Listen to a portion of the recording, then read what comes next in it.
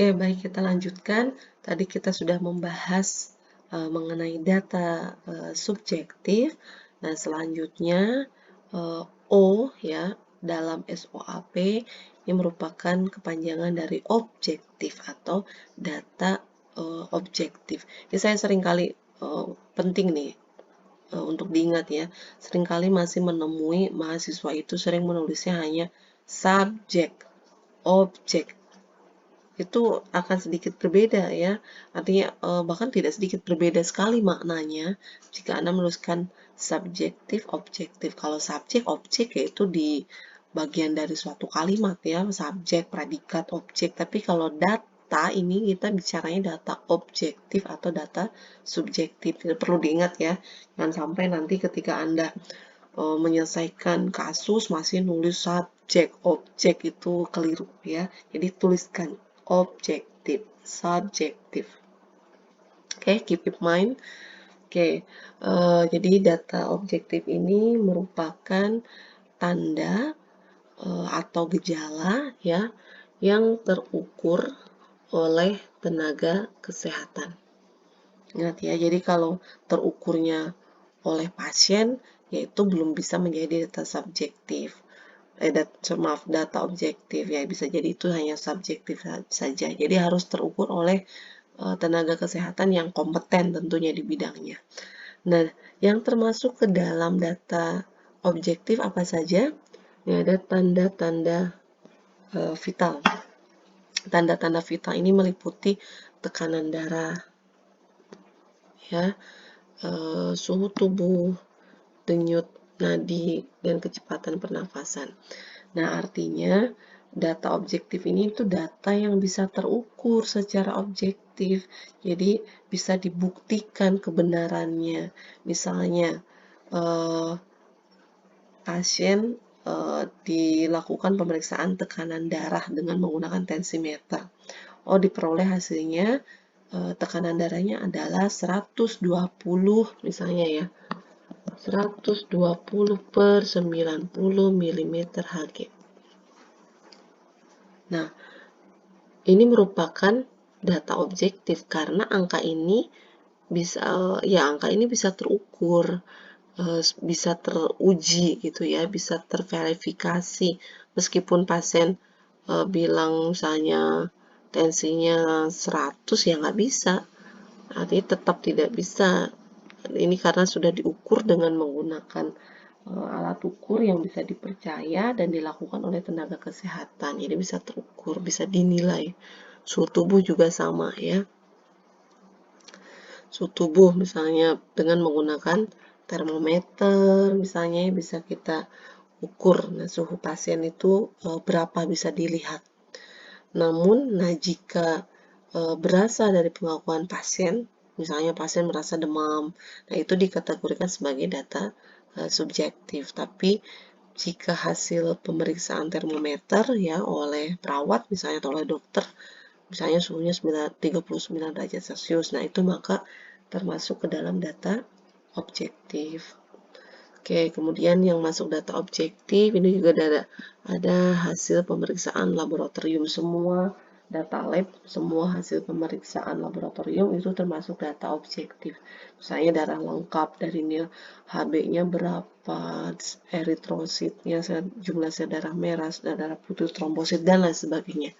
Itu adalah data-data objektif. Kemudian diagnostik. Nah, ini diagnosis dokter itu juga masuk ke dalam data objektif. Nah, ini nanti akan ada sedikit perbedaan dengan SOAP yang diisi atau ya SOAP dokter ya, SOAP dari versi dokter maupun SOAP dari versi perawat. Oke, nah ini diagnosis juga masuk ke objektif. Kemudian terapi obat ini juga bisa masuk ke dalam, bisa ditambahkan ya, terapi obat, artinya pasien mendapatkan terapi obat ini bisa juga masuk ke dalam data objektif ya. Jadi terapi obat yang diperoleh pasien, kalau riwayat pengobatan kan di data subjektif, tapi kalau terapi obat yang diperoleh atau akan diperoleh pasien Ini bisa masuk ke dalam data objektif. Oke, nah selanjutnya SOA. A-nya itu adalah assessment, kepanjangan dari assessment. Apa itu assessment? Jadi assessment, assess itu menilai kan, assessment penilaian. Dalam hal ini adalah penilaian apoteker atau farmasis terhadap terapi pengobatan yang sedang atau akan digunakan oleh pasien. Jadi, dalam assessment ini artinya kita sebagai seorang farmasis menilai apakah terapi obat yang akan diperoleh pasien ini sudah sesuai, sudah tepat, sudah rasional, atau terapi yang sedang digunakan pasien ini sudah tepat, sesuai, ya, sudah rasional misalnya ya. Di assessment kita menilai terapinya ya, bukan menilai diagnosis itu diagnosis ya atau tindakan dokter dan lain sebagainya, bukan, tapi kita lebih ke menilai terapi pengobatan yang diterima atau yang akan diterima oleh pasien. Nah, assessment untuk apoteker ini isinya berupa deskripsi atau penjelasan dari DRP yang kurang lebih ada 8 DRP itu ya.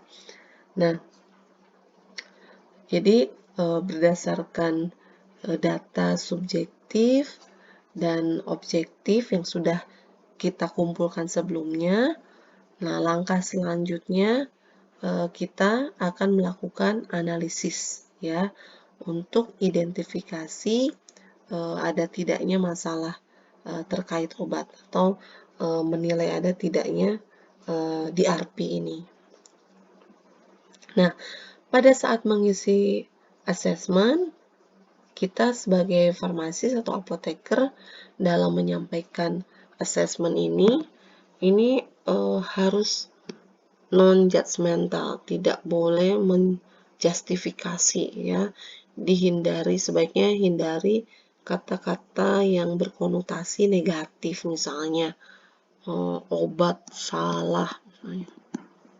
Anda sampaikan bahwa obat salah atau obat yang diterima pasien salah, ya, itu sebaiknya dihindari. Atau obat yang diterima pasien tidak tepat, misalnya ya. Nah, itu kalimat-kalimat yang terlalu judgment atau terlalu menjustifikasi ya, sebaiknya dihindari. Karena bagaimanapun ya kita juga perlu menjaga ya. Kemudian penulisan DRP di assessment itu juga tidak harus kaku sesuai dengan teorinya. Misalnya kan teorinya ada 8, 1 obat tanpa indikasi atau indikasi tanpa obat. Nah, itu tidak harus seperti itu. Boleh menggunakan kalimat-kalimat narasi ya yang lebih detail, lebih lengkap, itu juga boleh. Kemudian tentunya gunakan kalimat-kalimat yang santun ya, yang yang tidak menyinggung pihak manapun. Ya, hal ini penting ya untuk menjaga hubungan interpersonal kita dengan tenaga kesehatan yang lain. Nah, berikut gambaran dari contoh kasus dan contoh penggunaan SOAP. Ini ada kasusnya. Coba kita cermati dulu sama-sama.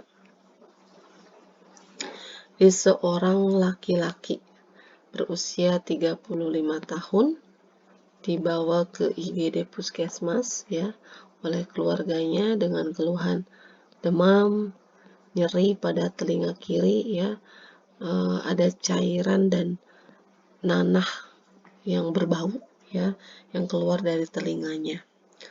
Nah, keluhan ini sudah berlangsung hampir 5 hari. Nah, menurut keluarga pasien, sebelumnya pasien sering menggunakan cotton bud untuk membersihkan telinganya. Nah, sebelumnya pasien sudah menggunakan obat Vital, ini merek dagang ya. Nanti kalau mau tahu fungsi indikasi bisa ada cari, mereknya Vital. yang dibeli di apotek ya, namun ternyata tidak ada perbaikan. Kemudian setelah dilakukan pemeriksaan fisik ya oleh dokter tentunya, pasien ini didiagnosis infeksi otitis media akut atau OMA. Ini hasil pemeriksaannya, tekanan darahnya 120/90 mm/Hg, kemudian suhunya 30 derajat Celcius. Oke, nah ini terapi yang diberikan oleh dokter ya. Ada paracetamol 500 mg per oral 2 kali sehari, 1 tablet, amoxicillin 500 mg 3 kali sehari, dan natrium diklofenak 50 mg 2 kali sehari. Oke, bisa dipahami ya, kita